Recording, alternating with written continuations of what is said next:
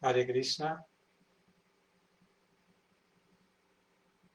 Hare Krishna, Jaya Radha Madhava Kunja Bihari Gopishana Vallabha Girivaradhari Yashodanandana Rajasanaranjana Yamunatiravanachari Shayorada Madhava Kunjabihari Shayorada Madhava Kunjabihari Gopishana Vallabha Girivaradhari Gopishana Vallabha Girivaradhari Yashodanandana Brajasanaranjana Yamunatiravanachari Shri Radha Madhava Kunjabikari Om Namo Bhagavate Vasudevaya Om Namo Bhagavate Vasudevaya Om Namo Bhagavate Vasudevaya. Bueno, le damos la bienvenida entonces a esta clase de Bhagavad Gita, en este grupo de clases en vivo de ISKCON Buenos Aires. Muchas gracias por aquí los participantes que nos están acompañando el día de hoy. Bueno, mi nombre es Param Das y me han invitado a hablar algo acerca del Bhagavad Gita. Tengo dos propuestas para hacerles. Una es un tema que tengo preparado, que tenía preparado, pero también me gustaría brindarles un servicio a la carta, como se dice. A veces hay menúes fijos en un restaurante y otras veces hay menúes a la carta. Así que los que están viendo esta clase, si quieren sugerir algún tema del Bhagavad Gita, algún verso, algo que están necesitando, alguna pregunta que están necesitando responder, que podría ser elaborada en una clase, bueno, lo pueden anotar aquí abajo en el chat de este videito y vamos a hacer lo posible para ver compartir qué nos dice el Bhagavad Gita acerca de eso. O sea que esta es una opción. Si quieren así, si quieren pedir un menú a la carta, a lo que ustedes prefieran hoy y que necesiten escuchar, estoy dispuesto a compartir entonces con ustedes algo del tema que quieran. Así que les voy a dar unos segunditos. Si los que están escuchando aquí, si quieren, pueden ir anotando. Temas, pueden ser diferentes temas que a ustedes les interesa que se desarrollen. Alguna pregunta o algún verso que les cueste comprender del Bhagavad Gita, alguna sección de versos, algo que quieren que profundicemos. Bueno, está disponible eso. Y si no, el menú del día. Así que bueno, elijan nomás. A ver si hay algún comentario, me voy a fijar aquí. Si hay algún comentario, si no, salen los tallarines del menú del día. A ver, vamos a ver.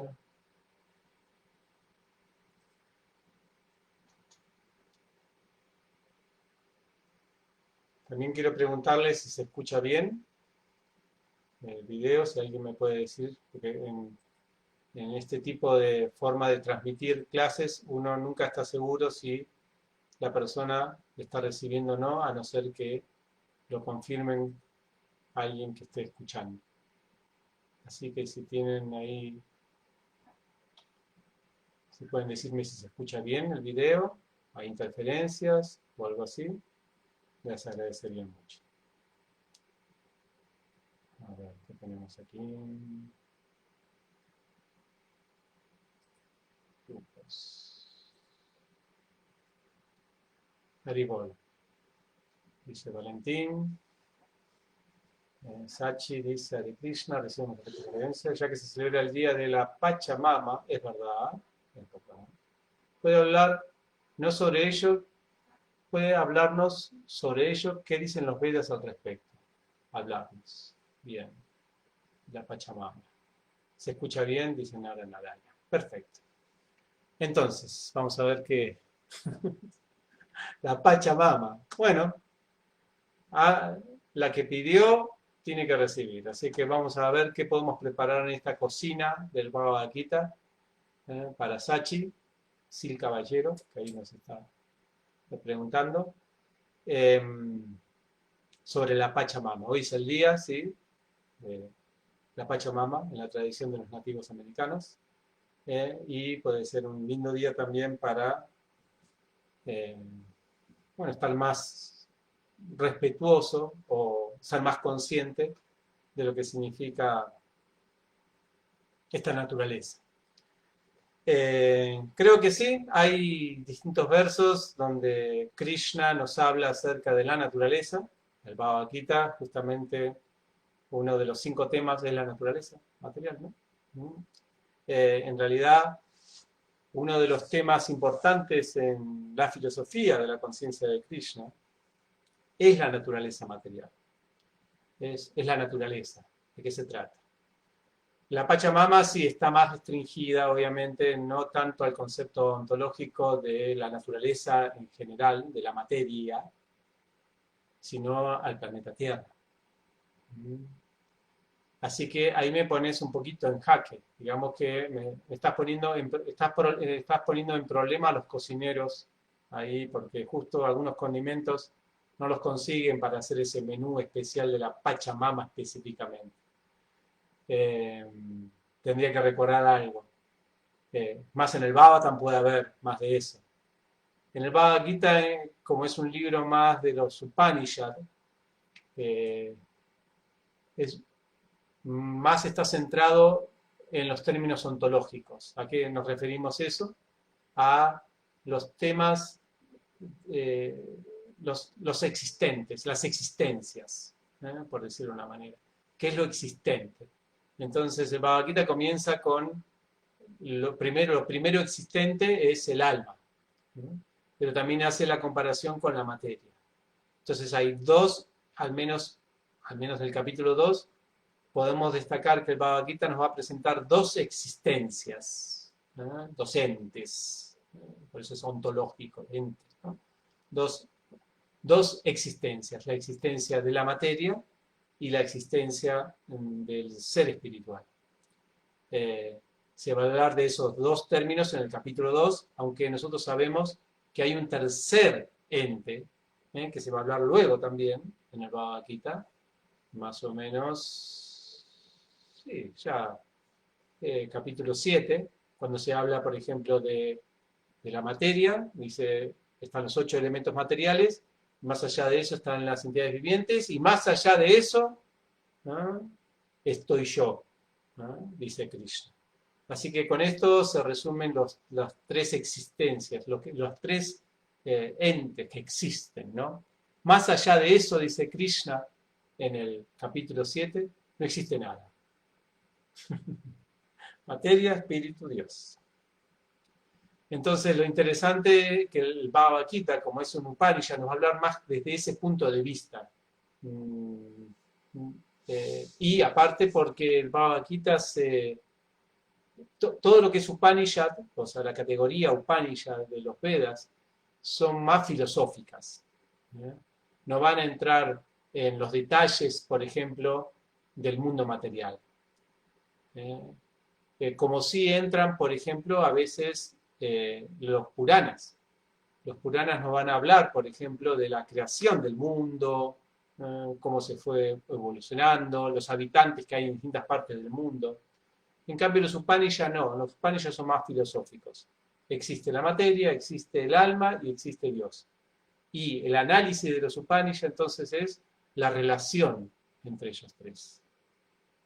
¿De qué manera se relacionan? Porque en cualquier filosofía nosotros podemos determinar de que es fácil determinar que existen estos tres, que están estas tres existencias.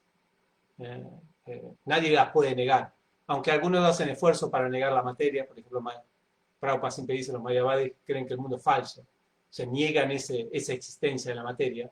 El Bhagavad Gita jamás la va a negar. Para ellos, para los mayavadis, la Pachamama no existe, ¿no? En ese sentido. Entonces, pero eso no es Bhagavad Gita.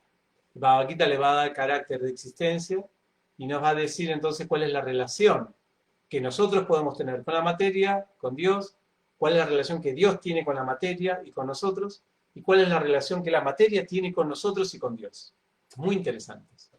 Así que, como hoy es el día de la Pachamama, y bueno, vamos a transportar, digamos, Pachamama, tierra, a materia, vamos a hablar de la materia, a pedido de, entonces, de una de las oyentes. Sachi. Entonces, ¿qué dice el Bhagavad Gita acerca de la materia? Bueno, si queremos ya empezamos con el capítulo 2 y nos va a decir una característica de la materia es la, dice, los videntes de la verdad han establecido que lo existente es eterno y lo no existente es temporal. Ese es un verso del capítulo 2. Entonces, ¿significa qué? ¿Qué significa no existente, existente? En este sentido. Porque nosotros decimos, bueno, pues ¿cómo que no existe? Si es temporal, significa que existe al menos temporalmente. Entonces, lo interesante de analizar la materia así, como no existente, no es que no existe en su sentido ontológico, en su existencia en sí, sino que no hay manera de determinarla eternamente.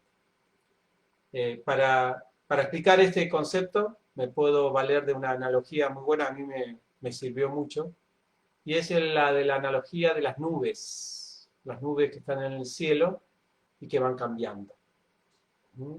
Entonces nosotros vemos las nubes ahí, y las nubes siempre van cambiando. Pero alguna vez nosotros dijimos la nube. Ah, ahí viene la nube. ¿Te acordás la otra vez que vino la nube? Bueno, ahí viene otra vez la nube. No existe la nube, porque es inexistente. La nube no existe. Lo que existe es una transformación constante de nubes, que nosotros le llamamos nube. Entonces, esta es una linda manera de nosotros entender cómo la materia es inexistente, porque todo lo que vemos aquí se está transformando todo el tiempo. Entonces, ¿a qué le estamos dando existencia? Estas son las primeras instrucciones de Krishna a Arjuna, cuando Arjuna se siente afligido por el asunto de matar a sus familiares, capítulo 2. Entonces Krishna le dice, pero ¿de qué te estás lamentando? Si la materia es siempre cambiante. Eso no se evita, no se puede evitar de ninguna manera. Entonces, en base a eso, es nosotros también podemos cuestionar, en base a esa percepción de lo que es la materia, cuál es nuestra percepción de ella. De lo que Krishna nos dice, de que la materia es cambiante. ¿Qué percibimos nosotros? Porque, por ejemplo, ¿qué percibía Arjuna? Arjuna percibía, por ejemplo, miren una nube. Tiene una nube, es formita de Bhishma. Esa nube tiene formita de Dronacharya. Esta nube tiene formita de mis primos. Y Arjuna decía, por favor, que no pierdan su forma, porque si no yo me voy a quedar con esas nubecitas. Pero aquí es como si nosotros empezamos a ver el cielo y de pronto una nube toma forma de osito. Entonces nosotros lo vemos al osito y decimos, ¡ay, qué lindo osito! Y nos apegamos a ese osito y entonces empezamos a pensar, ¡ay, que no se vaya el osito! ¡Ay, que se va! Y se va el osito. Pero el problema ahí no es que el osito se fue, sino que nunca hubo un osito. Porque no existió el osito. Existió una nube transformándose. De la misma manera, nuestros cuerpos, por ejemplo, a veces uno queda apegado a otro cuerpo, pero no se da cuenta que ese cuerpo es una nube que se está transformando siempre. Uno está apegado a una nube transformándose, porque en realidad lo que uno ve es la nube, no ve el ser espiritual. Uno se apega a todas las expresiones de la materia, no necesariamente a las almas. A veces nosotros decimos que una persona no puede amar en este mundo, porque el verdadero amor es por Dios, decimos a veces. Pero en realidad nosotros sí tenemos amor en este mundo, pero no estamos amando a las personas. Estamos amando a los vehículos, porque son cuando los vehículos se van que nos lamentamos, o los vehículos ya no responden más. Es el cuerpo en sí al que nosotros brindamos nuestra relación, nuestra concepción, la existencia del ser, se la damos al cuerpo, no al ser. Esto es un poquito lo que Krishna le quería decir al principio en el Bhagavad Gita, en el capítulo 2. Esta relación es la relación entre la materia y el ser espiritual, en un sentido. Cómo el ser espiritual mira la materia. Ahora en el capítulo 3, la materia se la ve desde otra perspectiva. No solamente que está cambiando, sino que estas nubecitas también nos influencian. El capítulo 3, en el verso 27, 3.27, Prakrite Kriyamanani, Gunekarmanasi Sarva Yaha, Ahankara mi Budhamma Katahaniti Maniate, dice, las almas que están influidas, que están condicionadas por la influencia del ego falso, se creen las autoras de las actividades que en realidad están ejecutadas por las tres modalidades de la naturaleza material. Ahí tenemos la materia actuando por nosotros. Nosotros estamos en esta existencia material, esta realidad, por decirlo de una manera, pero no entendemos que es la materia la que está actuando, que son las gunas las que están actuando, una y otra vez. Así que ahí tenemos esta es una relación, digamos, condicionante que tiene la materia con nosotros. Esto es parte del capítulo 3. Y luego, más adelante, tenemos, bueno, por ejemplo, en el capítulo 4, tenemos la relación entre la materia y Krishna. Cuando Krishna habla, por ejemplo, de que viene a este mundo, al principio del capítulo 4, Krishna dice que viene a este mundo, pero viene, ¿cómo es? Avyayam, en mi cuerpo trascendental. Avyayam no. Bueno, Prakritin Swam, ahí está. Prakritin Swam. Esa es la palabra que utiliza Krishna en el verso que dice que yo desciendo para redimir a los piadosos, aunque soy naciente y mi cuerpo material mi cuerpo espiritual nunca se deteriora, aún así desciendo en cada milenio en mi trascendental forma original. Krishna dice eso en el Bhagavad Gita. Entonces ahí tenemos una relación entre la materia y Krishna. ¿Esto qué significa? Prabhupada lo analiza en el significado, y en el verso también se dice, que la materia no condiciona al Señor. Esa misma materia que a nosotros nos condicionaba, al Señor no lo condiciona. Por lo tanto, Él viene en su trascendental forma original. Él no necesita la materia, corporificarse en la materia para hacer su aparición, o depender de la materia para hacer su aparición en el mundo material. No necesita, Krishna, a ver si si estas personas pueden tener hijos, así yo me meto, porque si no, no tienen intercurso sexual, yo no me puedo meter. No depende de esas cosas el Señor. No depende de la materia para hacer su aparición. Entonces acá tenemos otro ente, esta es la existencia de Dios, que tiene una relación particular con la naturaleza material. Que al menos la naturaleza material no puede influir a Dios. Y luego, más adelante, capítulo 7, por ahí. Bueno, antes que eso, antes que el capítulo 7, perdón, puede llegar a haber, porque Krishna al explicar cómo él viene al mundo material y no es contaminado por la materia, no depende de la materia, Krishna entonces emite una declaración en el capítulo 5 siguiente, con respecto a que uno, y también en el capítulo 4, que uno también puede ser como él, que puede estar en esta materia y no ser tan controlado por la materia. Como la flor de loto, que se posa en el agua y no se moja. La hoja de la flor de loto. Bueno, la flor también. La otra vez vi, acá teníamos, bueno, un vecino, tenía unas hojas de loto. Y las hojas solamente. Es muy interesante que uno le echa agua a las hojas. No sé si alguna vez vieron ese efecto. Y las hojas no se mojan. Como que las gotas quedan, como que no entran en la hoja. Quedan como se resbalan. Es una cosa muy, muy interesante. Uno le echa un montón de agua a las hojas, y las hojas como no se mojan. Entonces esa es una analogía muy linda que presenta Krishna en el Bhagavad Gita, en el capítulo 5, como uno también puede llegar a estar de una manera en relación con la materia, Pachamama, tierra, todo eso, de una manera que la materia no le influencie al ser.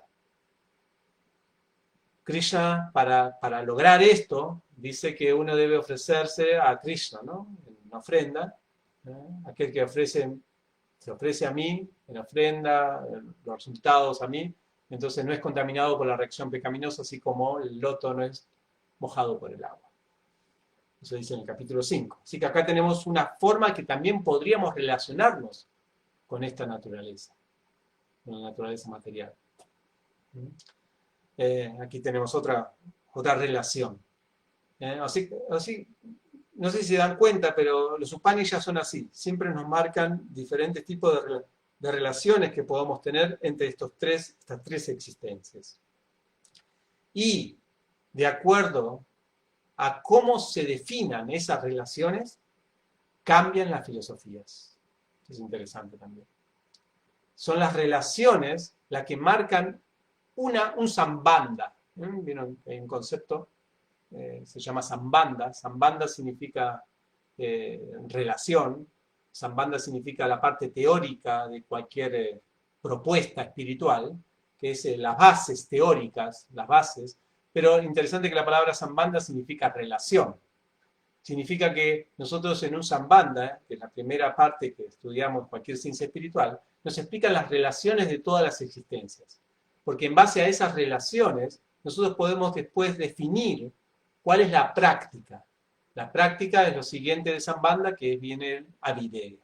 Perdonen si soy muy técnico, ustedes me pueden decir, los que están escuchando, si son términos que son muy nuevos, pero podemos explicarlo cualquier cosita, ¿no? Entonces, si tenemos un sambandha con una relación específica, podemos hacer también entonces un avideya, una práctica en base a ese sambandha para llegar a una meta, que es prayoyana. Sambandha, avideya, prayoyana. Entonces, teoría, práctica, meta. Entonces, el Bhagavad Gita nos va a presentar un tipo de relación, como dijimos al principio, entre estas tres existencias: la naturaleza material, entidad viviente y Dios. En base a eso, nos va a presentar una práctica. La práctica del Bhagavad Gita es el Bhakti, ¿no? Obviamente, el entregarse a Krishna, ofrenda. Y luego la meta es esa comunión, al menos del Bhagavad Gita, esa comunión con la superalma, ese servicio con la superalma.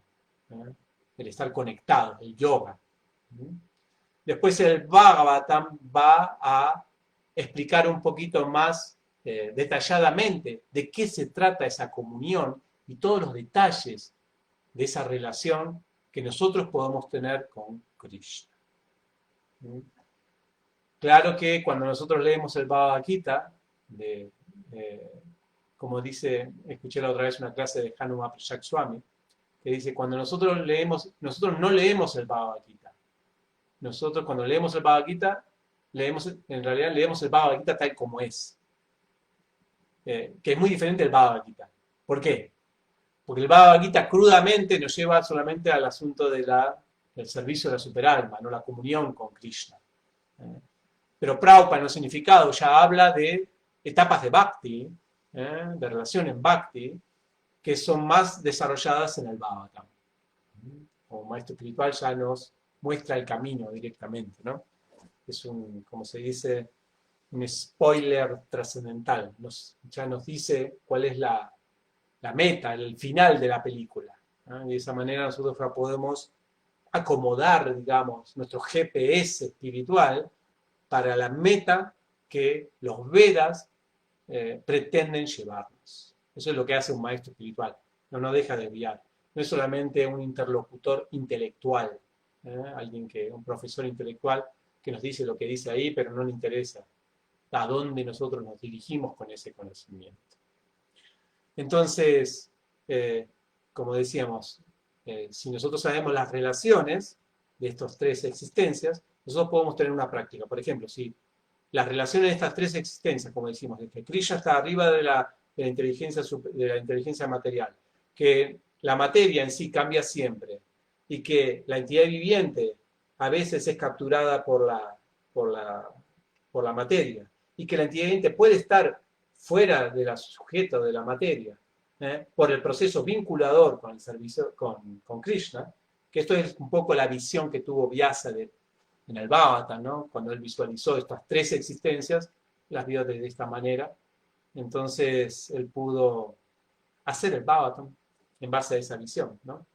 Vio un sambandha, una relación entre las existencias y por lo tanto propuso una práctica y una meta, el servicio devocional a Krishna, para alcanzar amor por Krishna.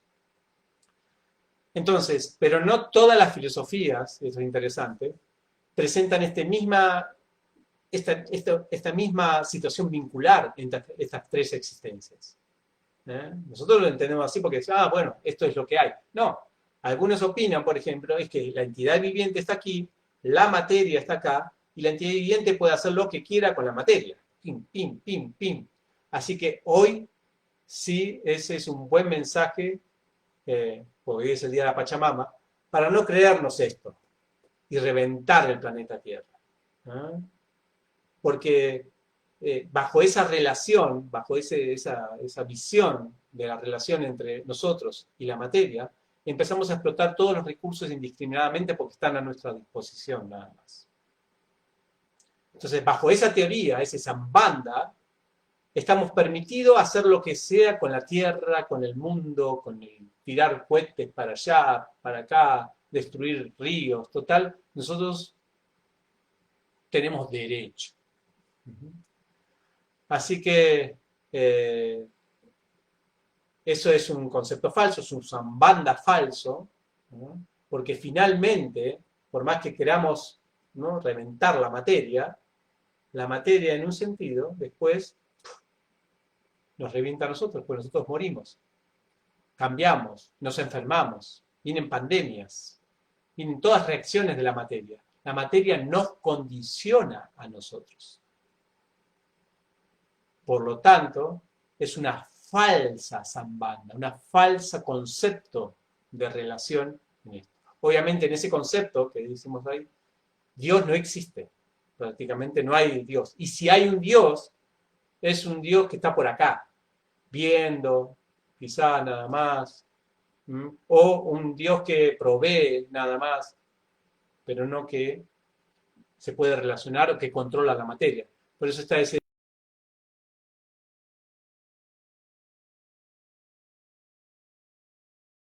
todopoderoso, por qué a las personas buenas le pasan cosas malas. Entonces todo ese concepto ponen a Dios en una situación que no es la del Bhagavatam. Entonces, para finalizar, creo que ya hablamos ahí nuestros 30 minutos de clase, como corresponde. El Bhagavad Gita sí nos va a presentar el concepto de la materia, cuando nosotros hablamos de vida espiritual, no significa que nos pasamos hablando de cosas esotéricas. En realidad el Bhagavad Gita no nos va a hablar del más allá, nos va a hablar del más acá, de lo que somos nosotros, ¿no? De lo que es la materia, de lo que es Dios y la relación que nosotros deberíamos tener con todas estas existencias. Es el mensaje del Bhagavad Gita. Ese mensaje lleva a un tipo de práctica, que es la práctica del servicio devocional, que invitamos a todos a practicarlo. Así que bueno, aquí finalizamos. Muchas gracias por haber escuchado, por habernos acompañado aquí en esta clase. Esperamos que lo haya servido en este gran día de la Pachamama, que seamos conscientes de que toda esta materia está al servicio del Señor y que nosotros solamente debemos utilizarla para su placer. Bueno, muchas gracias. Si tienen algún comentario que quieran hacer, pueden dejarlo aquí, ahora o luego, cuando vean este video más adelante. Y encantado, me tomaré el tiempo para responder sus dudas. Bueno, muchas gracias. Hare Krishna.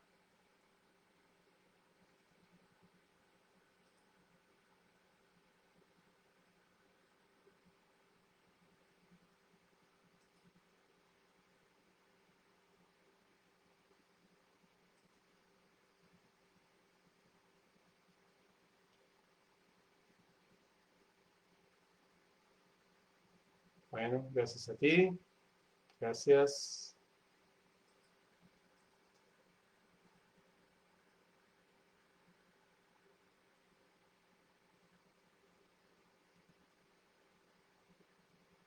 ¿No? Finalizamos entonces el videito.